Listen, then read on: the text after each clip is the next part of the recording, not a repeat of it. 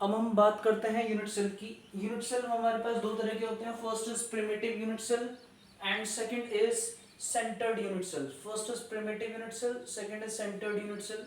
Primitive unit cell किसे कहते हैं? When constant particles are present only on the corner position. Primitive unit cell सिर्फ उनको बोलेंगे जब हमारे पास कांस्टेंट पार्टिकल्स केवल और केवल कहां प्रेजेंट हो? कॉर्नर पोजीशन में प्रेजेंट हो। लाइक ये क्यूब है हमारे पास, ये cube, this is unit cell, और इसके सभी कॉर्नर पे हमने क्या बना दिए? एटम्स बना दिए। टोटल 8 एटम्स बन गए हमारे पास। ठीक है, बिल्कुल सिंपल तरीके से क्यूब बनाना है। ये क्यूब बनाना है, एज इट इज ऐसे क्यूब बनाना है, और इनके हर एक कॉर्नर पोजीशन पे एटम को रिप्रेजेंट कर दो। हर एक कॉर्नर पोजीशन पे एटम को represent, this is primitive unit cell. ठीक है, उसको क्या नाम देंगे? Primitive unit cell. लेकिन सेंटर्ड यूनिट सेल क्या कहलाएंगे? When a unit cell contains only on more constituents particles present or at position other than the corner, means in addition to the corner। मतलब क्या हुआ इस लाइन का कि corner पे तो प्रेजेंट होंगी लेकिन उसके अलावा कहीं और भी प्रेजेंट होंगे। तो प्रिमिटिव तो होंगे ही होंगे लेकिन उसके अलावा कहीं और भी प्रेजेंट होंगे। इसके तीन टाइप है। पहला बॉडी सेंटर्ड, जिसको हम शॉर्ट में BCC बोलेंगे, बॉडी सेंटर्ड यूनिट सेल।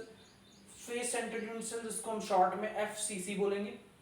और एंड सेंटर्ड यूनिट सेल, जिसको हम शॉर्ट में ECC बोलेंगे, एंड सेंटर्ड, END। ठीक है, एंड सेंटर्ड यूनिट सेल, जिसको हम शॉर्ट में क्या नाम दे रहे हैं? ECC नाम दे रहे हैं। अब बॉडी सेंटर्ड समझते हैं, ये क्यूब है। बॉडी सेंटर्ड ही कहता है कॉर्नर पे तो प्रेजेंट होंगे ही होंगे, सभी कॉर्नर पे तो एटम प्रेजेंट होंगे ही होंगे। ठीक है, लेकिन एक एटम ऐसा होगा जो उसकी बॉडी के सेंटर्ड में रखा होगा। एक एटम ऐसा होगा जो उसकी बॉडी के सेंटर्ड में रखा हो, this is BCC। Face centred की बात करते हैं, कॉर्नर पे तो होंगे ही होंगे, ऑल कॉर्नर पे तो प्रेजेंट होंगे ही होंगे,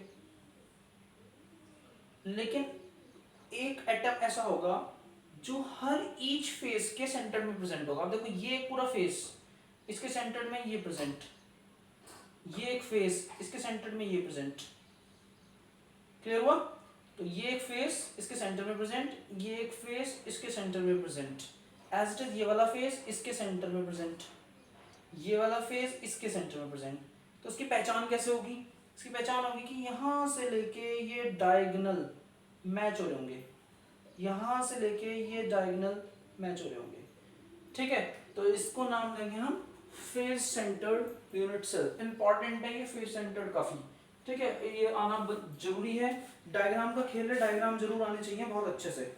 उसके बाद आता है हमारे पास एंड सेंटर्ड। एंड सेंटर्ड बहुत सिंपल है। एंड सेंटर्ड किसे कहेंगे? कि इनके हर एक कॉर्नर पे तो प्रेजेंट होंगी, क्योंकि प्रिमिटिव तो है, कॉर्नर पे तो प्रेजेंट होंगी। एक तो होगा यहाँ पर प्रेजेंट, और एक इसके एडजेसेंट कॉर्नर पे के सेंटर में, यानी फेस के एक ऊपर वाले पे और एक नीचे वाले पे, या फिर ऐसा कह सकते हैं यहाँ पर या फिर यहाँ पर प्रेजेंट। तो इनकी थोड़ी डेफिनेशन समझ लेते हैं। डेफिनेशन क्या बनेगी? पहले की BCC की डेफिनेशन तो हो गई हमारे पास, क्या कि फर्स्ट BCC की अगर डेफिनेशन लिखनी है कि unit cell contains one constant particles at its body centre beside one that at its corner. Second है FCC की डेफिनेशन क्या होगी? It contains one constant particle present at the centre of each face beside one that are its corner। End centred क्या होंगे? One constant particle is present at the centre of two opposite faces beside the one present at its corner। ठीक है, तो ये हमारे पास present हो गए। साथ में तुम्हें एक काम और करना है, टेबल 1.3 पढ़नी है। टेबल 1.3 में क्या है मैं वो भी समझा रहा हूँ आपको।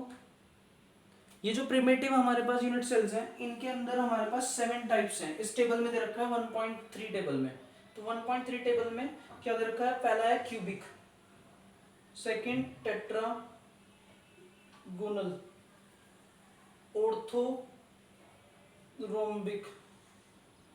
ठीक है, तो ऐसे करके साथ के साथ है 7 बनाने हैं। इनके याद क्या रखने हैं कि इनके ना क्यूबिक में A = B = C होता है। ध्यान ना, ABC क्या है? कल मैंने बताया था क्यूब होता था, क्यूब के अंदर 3 पैरामीटर्स होते हैं।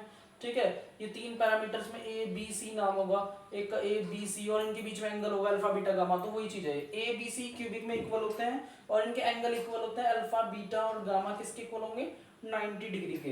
इनके एग्जाम्पल बताने चाहिए NaCl और zinc Brian ZnS zinc ZNS को बोलते हैं, और CU वगैरह जो भी है ये, ठीक है। इस तरीके से सबके बारे में ये सब पता होना चाहिए। ये टेबल बनानी है पूरी 1.3, ठीक है। 1.3 टेबल तक आपको फिनिश करना है काम। यहाँ तक का काम आज ही प्रिपेयर करें, ओके।